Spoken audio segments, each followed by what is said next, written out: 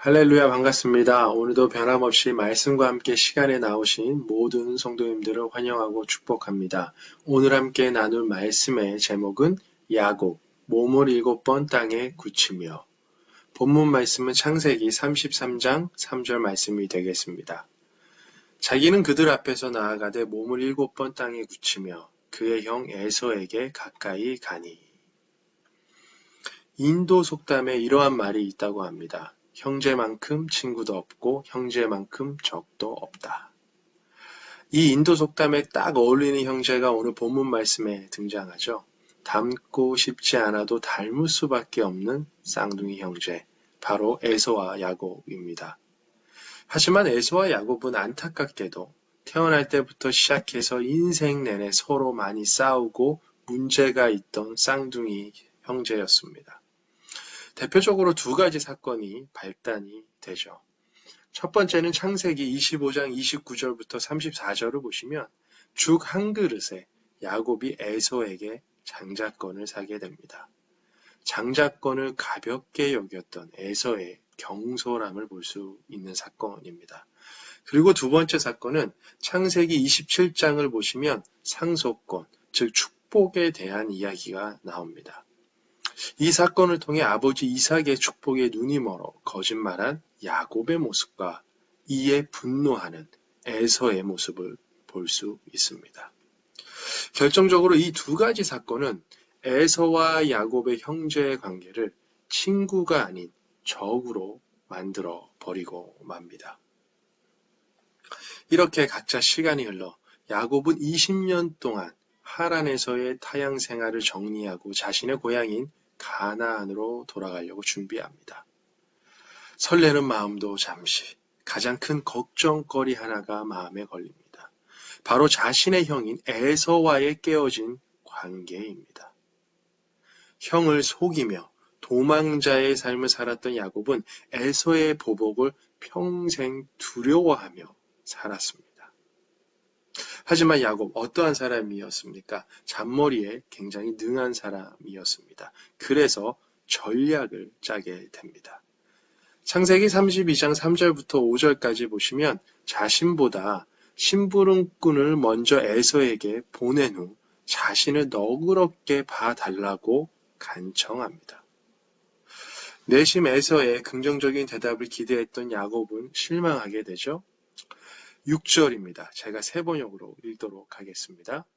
심부름꾼들이 에서에게 갔다가 야곱에게 돌아와서 말하였다. 주인 어른의 형님인 에서 어른께 다녀왔습니다. 그분은 지금 부하 400명을 거느리고 주인 어른을 치려고 이리로 오고 있습니다. 자, 야곱의 마음은 어떠했을까요? 그 다음 7절에서 정확하게 묘사합니다. 야곱은 너무나 두렵고 걱정이 되어서 자기 일행과 양떼와 소떼와 낙타떼를 두 패로 나뉘었다. 무섭고 두려웠던 야곱은 자신의 재산이라도 지키기 위해 또 한 번 머리를 굴립니다. 자기의 일행과 양떼와 소떼와 낙타떼를 두 패로 나뉜 것이죠. 그런데 생각해보니 이것보다 더 중요한 것이 있다는 사실을 깨닫습니다. 무엇이었을까요? 바로 자신의 생명과 사랑했던 가족들이었습니다. 이제는 자신의 잔머리도 아니고 경험도 아닌 운도 아닌 하나님만 의지할 수밖에 없다라는 사실을 야곱은 깨닫습니다. 그리고 간절한 기도를 하나님께 올려드립니다. 같은 장 32장이죠. 9절부터 12절까지의 말씀을 제가 천천히 세 번역으로 읽도록 하겠습니다. 야곱은 기도를 드렸다. 할아버지 아브라함을 보살펴 주신 하나님, 아버지 이삭을 보살펴 주신 하나님, 고향 친족에게로 돌아가며 은혜를 베푸시겠다고 저에게 약속하신 주님, 주님께서 주님의 종에게 베푸신 이 모든 은총과 온갖 진실을 이 종은 감히 받을 자격이 없습니다. 제가 이 요단강을 건널 때 가진 것이라고는 지팡이 하나뿐이었습니다만 이제 저는 이처럼 두 무리나 이루었습니다. 부디 제 형의 손에서 에서의 손에서 저를 건져 주십시오. 형이 와서 저를 치고 아내들과 자식들까지 죽일까 두렵습니다. 주님께서 말씀하시기를 내가 반드시 너에게 은혜를 베풀어서 너의 씨가 바다의 모래처럼 셀 수도 없이 많아지게 하겠다 하시지 않으셨습니까? 살려달라고 하나님께 애원합니다. 아브라함에게 했던 약속의 말씀까지 꺼내서 하나님께 협박 아닌 협박을 합니다. 정말 두렵고 급한 야곱의 모습을 보게 됩니다. 하나님은 부르짖는 자의 기도를 외면하지 않으십니다. 반드시 응답하십니다. 그리고 이 간절한 야곱의 기도는 야뽕나루에서 응답되어집니다.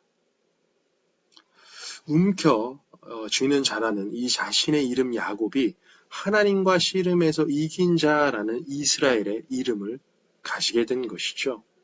아브라함의 하나님, 이삭의 하나님을 이제 자신의 하나님으로 새롭게 다시 만난 것입니다. 하지만 하나님은 야곱의 엉덩이 뼈를 치셔서 평생 절뚝거리며 살아가게 만드십니다. 자, 하나님께서 왜 그러셨을까요? 사람의 힘의 중심은 어디인가요? 바로 허리입니다. 그런데 엉덩이 뼈를 다쳐서 평생 절름발이로 살아야 된다면 이젠 적어도 과거의 모습처럼 마음껏 육체적인 힘을 쓸 수 없다라는 이야기가 됩니다. 남의 도움이 절실히 필요하게 된 것이죠. 즉 하나님은 야곱에게 이제부터 자신의 힘과 너 자신의 힘과 잔머리로 남을 속이지 말고 남은 인생 평생 하나님 말을 의지하며 겸손하게 살아라 라고 가르치신 것입니다. 지금까지 너가 하고 싶었던 대로 원하는 대로 살았던 야곱에게 하나님 당신의 도움 없이 앞으로 남은 인생을 살아갈 수 없게 만드신 것입니다. 야곱은 평생 절름발이로 살아야 된다는 사실에 원망하지 않습니다. 오히려 하나님은 직접 봤음에도 자신이 살아있다라는 사실에 감사해야 합니다.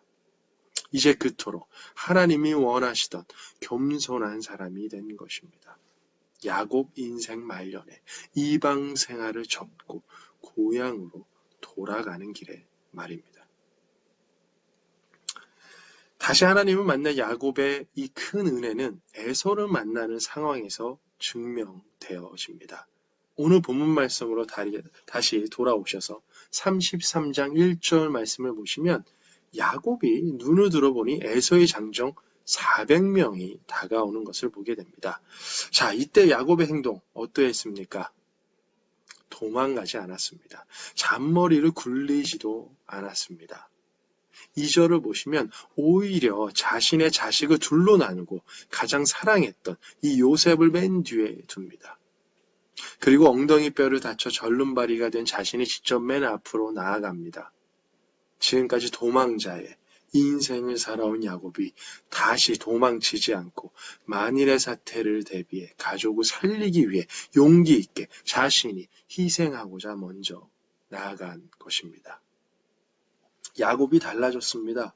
딴 사람이 된 것입니다. 자, 그리고 자신이 보여줄 수 있는 가장 낮은 겸손의 모습으로 에서에게 나아갑니다. 오늘 본문 말씀 3절이죠. 제가 다시 한번 새 번역으로 읽도록 하겠습니다. 야곱은 맨 앞으로 나가서 형에게로 가까이 가면서 7번이나 땅에 엎드려 절을 하였다. 성경에서의 숫자 7, 7은 무엇을 의미할까요? 다 알고 계시죠? 완전함을 의미합니다. 마태복음 18장에서 베드로가 형제의 용서에 관해 예수님께 질문할 때 예수님께서 어떻게 대답하셨는지 여러분 기억하십니까? 70번씩. 몇 번이요? 7번 용서하라고 말씀하셨습니다. 이 용서는 무조건적인 용서를 의미하는 것이죠. 즉 예수님이 보여주셨던 조건 없는 사랑을 의미합니다. 자, 먼저 보실까요? 24장 16절에도 의인은 몇 번 넘어질지라도 라고 되어 있죠. 7번 넘어질지라도 다시 일어난다고 말합니다. 완전한 포기 상태를 얘기하는 것이죠. 아무 희망이 없는 상태에서도 결국 하나님의 은혜로 다시 살아날 수 있다라는 말씀입니다. 야곱은 에서 앞에 나아가 7번 땅에 엎드려 절을 하였습니다. 이 원어의 의미는 단순히 고개를 숙인 것이 아닙니다. 몸을 완전히 굽혀 절한 것입니다.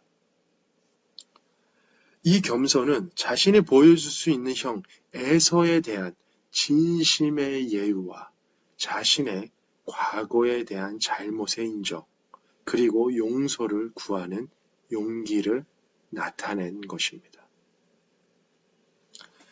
그리고 그토록 가진 것에 집착하는 삶을 살았던 야곱은 자신의 이 겸손한 마음을 보여줄 많은 재물 또한 에서를 위해 준비했습니다.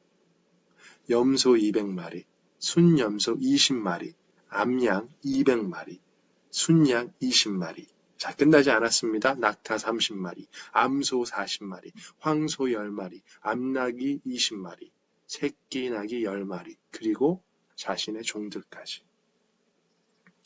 예전의 야곱의 모습에서는 찾아볼 수 없는 모습이죠. 상상할 수 없는 모습인 것입니다. 자, 그렇다면 이러한 겸손의 모습과 희생이 어떻게 가능할 수 있었습니까? 하나님의 주권, 그리고 하나님을 보았음에도 불구하고 죽지 않고 다시 산, 새롭게 다시 얻은 이 생명의 은혜를 깨달았기에, 보았기에, 그리고 감사했기에 가능할 수 있었습니다. 이런 야곱의 겸손과 희생에 에서 또한 분명히 놀랐을 것이다 라고 저는 확신합니다. 400명을 거느리고 왔던 에서는 분명 야곱을 용서하고자 하는 마음을 가지고 왔을 것이라고 저는 생각합니다. 하지만 혼자 오지 않았죠. 이렇게 큰 무리를 데리고 왔다는 것은 혹시나 예상하지 못한 나쁜 상황에 대비할 정도로 본인 자신 또한 긴장했다라는 것을 볼 수 있습니다. 그런데 하나님을 만난 야곱이 겸손하게 가장 낮은 마음으로 겸손과 희생으로 용서를 구하는데 어찌해서 또한 그대로 지나칠 수 있었겠습니까? 모든 것이 협력하여 선을 이룬 화해의 모습을 보여줍니다. 3절 이후에 모든 절들을 한번 읽어보시기 바랍니다. 부둥켜 안고 서로 입을 맞추며 울고야 합니다. 서로의 안부를 묻고 가족을 또한 챙깁니다. 이제는 적이 아닌 둘도 없는 친구로 아름다운 에서와 야곱의 말년의 모습을 보게 됩니다. 사랑하는 오클랜드 성도 여러분, 하나님의 주권을 인정하고 그 은혜를 받은 사람, 깨달은 사람, 그리고 감사하는 사람의 삶은 다를 수밖에 없습니다. 예수 그리스도의 완전한 십자가의 사랑과 그 은혜를 맛보아 체험한 사람은 이기적으로 살 수 없습니다. 그리스도의 향기를 전하는 작은 예수로 살아갈 수밖에 없습니다. 여러분은 어떠십니까? 도망자의 삶, 그리고 남을 속이며 잔머리에 익숙했던 야곱을 바꾸셨던 하나님께서 오늘도 이 시간 동일하게 자신에게 간절히 나아오는 사람의 기도와 마음을 외면하지 않으십니다. 누군가에게 용서를 구해야 하는 일이 있으시다면 늦지 않았습니다. 먼저 하나님께 나아가고 그 은혜로 용서를 구하는 용기를 달라고 기도하면 됩니다. 그리고 쉽지는 않겠지만 야곱처럼 겸손한 마음으로 상대방에게 나아가시면 됩니다. 저희가 구원자로 믿고 의지하는 예수님께서 가장 낮은 자의 모습으로 오셔서 이렇게 말씀하셨습니다. 70번씩 7번 용서 구하라. 그리고 용서하라라고 말씀하셨습니다. 제자의 삶은 이러한 가치를 따르는 삶입니다. 몸을 7번 땅에 엎드려 에서에게 절을 했던 야곱처럼 하나님 보시기에 겸손한 사람, 자신의 잘못을 인정하고 용서를 구하는 용기 있는 사람으로 살아가시길 이 시간 기도합니다. 이러한 삶이 결국 잘했다, 칭찬받는, 하나님께 칭찬받는 주님의 거룩한 자녀의 인생일 줄 믿습니다. 이러한 삶 사시기를 축복하며 기도합니다. 다 같이 기도하시겠습니다. 사랑과 은혜가 충만하신 하나님 아버지, 오늘도 이렇게 말씀을 통해 다시 한번 예수 그리스도의 사랑을 바라볼 수 있는 은혜를 주셔서 감사합니다.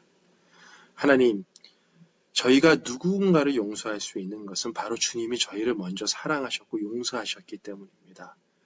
그리고 또한 누군가가 용서를 구할 때 저희가 주의 사랑으로 다시 그들을 용서할 수 있는 것은 주님께서 십자가에서 사랑을 보여주셨고 저희 죄를 위해서 희생하셨고 사랑하셨기 때문입니다.